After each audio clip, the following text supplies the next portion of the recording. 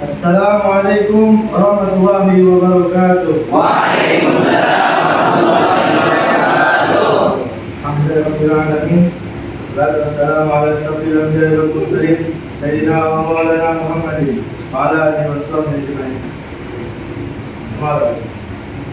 Yang pertama-tama adalah kita panjatkan puji dan syukur kita kepada Allah Subhanahu wa taala. Alhamdulillah rabbil Amin. Segala puji bagi Allah dengan karunia-Nya, dengan nikmatnya kita bisa berkumpul di sini dalam keadaan sehat walafiat. Alhamdulillah. Segala salawat berpanggilan salam tetap telah dilimpahkan kepada junjungan alam, yakni baginda Nabi Muhammad sallallahu alaihi wasallam. Dengan kesempatan yang berbahagia ini, izinkan saya untuk menyampaikan pidato yang bertema membaca sebagai kunci pengetahuan dan kebijaksanaan. Sallallahu alaihi Muhammad. Membaca merupakan hal yang penting bagi kita, karena dari kita membaca kita bisa mendapatkan pengetahuan serta wawasan, di mana di dalam Al-Quran sudah tertulis dengan jelas, Iqra, yang artinya bacalah, yang diturunkan kepada baginda Nabi Muhammad sebagai wahyu yang pertama kali turun. Hal ini menunjukkan pentingnya membaca dalam agama Islam, ya. Jadi membaca ini memiliki beberapa manfaat.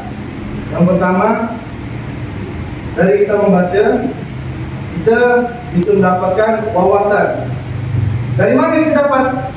Dari buku, artikel, atau bahan-bahan bacaan, di mana di bacaan itu terdapat banyak ilmu.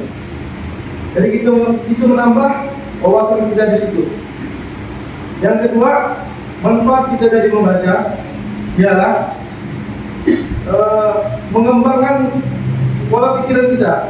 Dari kita membaca, otak kita akan bekerja, mana otak ini akan menyaring daripada ilmu yang kita baca dulu, sehingga kita menjadi orang yang mempunyai pegangan, ya. Yang ketiga, menambah atau mengembangkan bahasa kita. Jadi kalau kita membaca, ya, kita bisa menambah kosakata. Dimana kita kalau sudah banyak kosakata, maka saat kita komunikasi dengan orang lain itu bisa tersampaikan dengan jelas. Yang keempat, ya, ialah menghilangkan rasa stres. Kalau kita bisa membaca, kan, kadang-kadang baca novel, baca buku itu kadang-kadang hilang, betul kan? Oke, dari itu, ya. Jadi kita sebagai seorang pelajar, tingkatkan rasa ingin membaca, karena menurut survei yang ada di Indonesia sekarang 0,001% itu orang yang minat baca sedikit. Bayangkan, dari 1000 orang, ya, hanya 1 orang yang gemar membaca. Ya. Dari kita membaca banyak akan menjadi suatu teori. Apabila kita ada debat, ya, kalau kita tidak baca, kita tidak bisa apa-apa. Kenapa? Karena kita tidak ada baca, ya kan? Jadi itu sekarang ini, ya kawan-kawan, ingat, baca itu penting. Apapun itu ilmu, apapun bukunya. Pertama, kuatkan rasa ingin membaca. Membaca apapun dia, nanti ini jadi akan ilmu yang berguna bagi kita. Tidak tahu kapan akan berguna. Pastinya akan berguna, ya. Ada nggak dari antara kita sini ini yang malas baca? Tidak ada.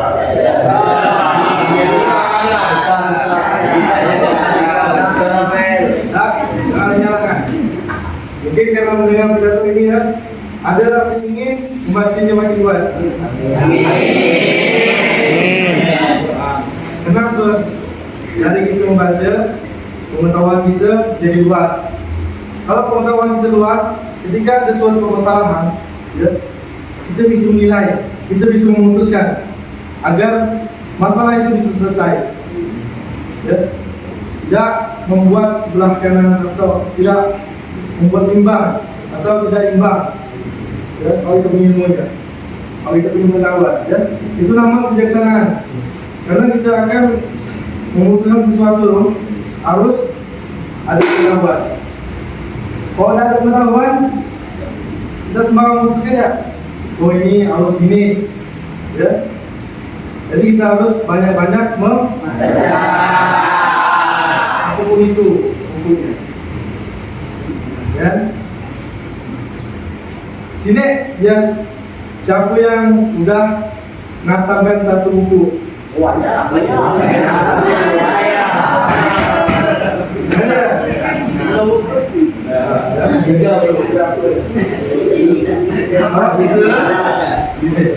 Kalau bisa baca buku memang bisa pengetahuannya nanti bisa digunakan di luar.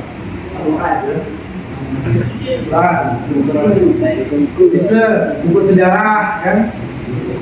Jadi kita tahu tentang sejarah. Buku sains, baca buku sains. Siapa tahu dari antara kita yang mau jadi dokter kan? Dan jadi kesimpulannya, ayo tanamkan sifat rasa ingin membaca buku apapun itu.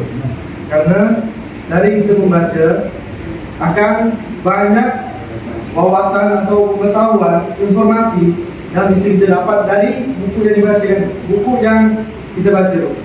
Kenapa? Karena buku itulah orang-orang luar yang punya pengetahuan mencurahkan ilmunya di buku itu. Jadi kalau kita bacanya tanpa kita meneliti, tanpa kita harus terjun di lapangan, kita tidak tahu prinsipnya begini. Karena kita membaca. Ya, mungkin hanya sekian dari saya. Kalau kurang jelas, tolong dimaafkan. Kalau kesalahan dalam perbuatan dari ucapan, mohon dimaafkan. Mungkin hanya sekian. Assalamualaikum warahmatullahi wabarakatuh.